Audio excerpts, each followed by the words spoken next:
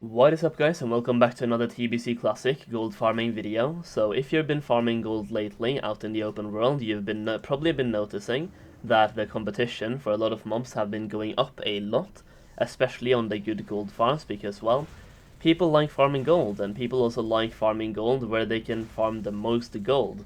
So if a farm becomes popular, well, there's a reason for it, and the more popular a farm becomes, the more difficult it becomes to farm there. So today we are checking out a pretty interesting gold farm, if I can put it that way. It might not be the best one, but the interesting thing here is that it's an open world farm and they are hyperspawning. So no matter how many people there are, it doesn't really matter, they keep on spawning all the time. There's a couple of tricks you can use to make it spawn even faster as well, but even just by yourself doing no shenanigans, it's going to spawn super fast. So the farm we're talking about are these elementals right here. The location is all the way down here in Hellfire Peninsula, right southwest of Honorhold. So these elementals right here, you have these uncontrolled Void Walkers, as well as rogue Void Walkers. So these are the ones you'll be killing. They do have a pretty low drop rate for Primal Shadow, but they're spawning fairly fast. So I tried out this farm way back at like launch of TBC, when I first hit level 70, and I thought they had such a low drop rate of the Primal Shadow that they weren't worth doing. So I started doing the other one all the way over here instead, like all the way down there. But I went back here at level 70 and they're spawning so fast that it actually becomes really good, because you're getting raw gold from them, you're getting some Primal Shadow, and most of all, you're getting green items as well. So I've been here for 18 minutes so far. I've gotten 260 gold per hour, or 82 gold so far in those 19 minutes. Now, I've had one green that kinda messes up that value by a little bit. So this one, it has a market value of 30 gold, even though it's not really worth it at all. But a lot of your gold will come from the greens. You are also getting some, like, continuous steady gold as well from both the Mote Shadow or Primal Shadow, as well as just the raw currency looted. So you can see 10% of my gold comes from raw currency, so you're looting like 3 to 5 silver per mob, which will give you some gold over time. And we can, before I enter combat, we can just make one primal, and one primal sells for 20 gold. So 20 out of the 82 gold comes from the primal, which has a fairly high sell rate, making it pretty steady gold. Then you also have 8 gold from currency looted, so 30 gold out of the 82 gold is very steady gold, easily sellable. And then you have some extra jackpot items from the green items.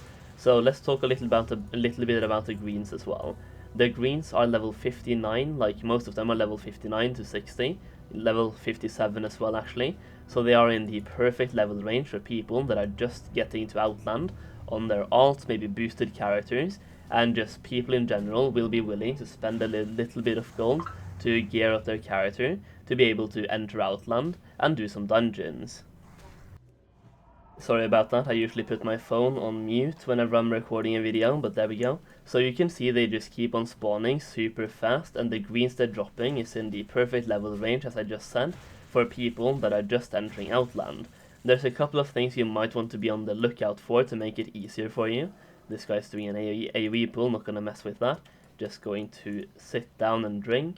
So the main downtimes you will have from the farm itself is whenever you're drinking. You can see they do spawn super fast from the rifts itself. So they usually spawn in packs of between 2 and 4 whenever they do spawn, depending on how many is available, because it pretty much always has to be at least one elemental available from each rift. So whenever they die, they just keep respawning. Like there as well, 3 of them just respawned. So if you're in AoE class, you can easily just wait for every single respawn, then go gather them up and AoE them down. It's an incredible gold farm. Competition does absolutely not matter. You will always have a mob available to you. The only thing is that if you are having a lot of competition, it might be more difficult to AoE farm them, but you also have several rifts. So for example, you have this rift right here that I'm at right now. So this one is one rift, you have one all the way down here as well, and you also have one further over here. And there's one thing you can do about these rifts to make it even better for you, and that is that you have this quest all the way over here. Sadly, I've done the quest, so I can't really show you how it works or anything, but you have a quest all the way over here which basically allows you to create more rifts. So if you're on the right quest from that quest chain, you can go all the way over here, and you can spawn 2 additional rifts right next to each other. So you can have this rift spawning mobs right here, and what one person did like 10 minutes ago was spawn another rift right next to me, so we had 2 rifts, and this one all the way down here as well. So we had 3 rifts right next to each other, and the amount of mobs was absolutely insane. I kinda wish I had just started recording whenever he did that, but I wanted to at least keep farming a little bit. But I also wanted to get this video out as soon as possible, so I'm not really recording the full hour. I just started farming 23 minutes ago, and I'm recording the video to show it to you. So you can do this while farming, but the beautiful thing here is that the mobs are level 60 to 61, so whenever you go back at level 70, you can kill a ton of mobs. You can see in 23 minutes I've killed 94 mobs so far, and if you do this while leveling, you're not going to be able to kill them that fast. So being level 70 really helps the gold per hour from the farm. It's a beautiful farm, no competition, or well, there can be competition, but the competition doesn't really matter and doesn't affect the gold per hour from the farm at all. And I just think it's absolutely incredible and also really interesting.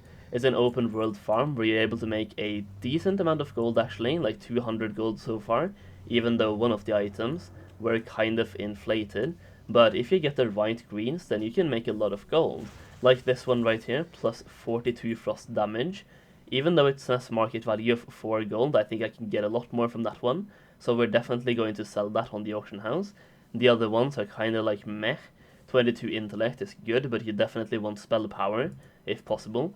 And also attack power, so be on the lookout for spell power, attack power, and tank greens as well with a defense rating. So be on the lookout for just good looking greens. If you get any good looking greens, just keep them for the auction house. And if you get any bad ones, you can just sell them to the vendor, or you can even disenchant them if you have enchanting, to make even more gold. So as you can see, they just keep respawning all the time, so all you have to do is just clear out. Like if they're not respawning for you, just go here if you're all by yourself. You need to clear them once before they start respawning. So whenever you get here, just kill all of the elementals around you, then wait under the rift for the respawns. They are going to keep respawning all the time. One more thing that will increase the gold a little bit is if you do have something like mining. So every now and then you will have a fell iron deposit spawning, like this one right here. It's not going to be like incredible, but it's some extra gold from the farm itself. So you have one mining vein spawning right there. You have another one spawning right here as well, which is perfect placement, as it is right in between 2 rifts. So that is basically it for the farm, guys. It's a really interesting farm, hyper-spawning farm, where competition doesn't matter. And to be honest, that is really, that is something you want to look for right now. A farm where you can farm in the open world, where you don't have to depend on being by yourself. A lot of gold farms get absolutely ruined by competition, so finding gold farms where competition doesn't really matter or affect the gold per hour at all is really incredible. Hopefully you guys enjoyed the video and the farming location itself. The location is right here, go and test it out, let me know in the comments how much gold per hour you can make from this farm, and that is pretty much it. If you enjoyed the video, leave a like down below, subscribe for more TBC Classic content. Thank you so much for watching, and I'll see you again very soon.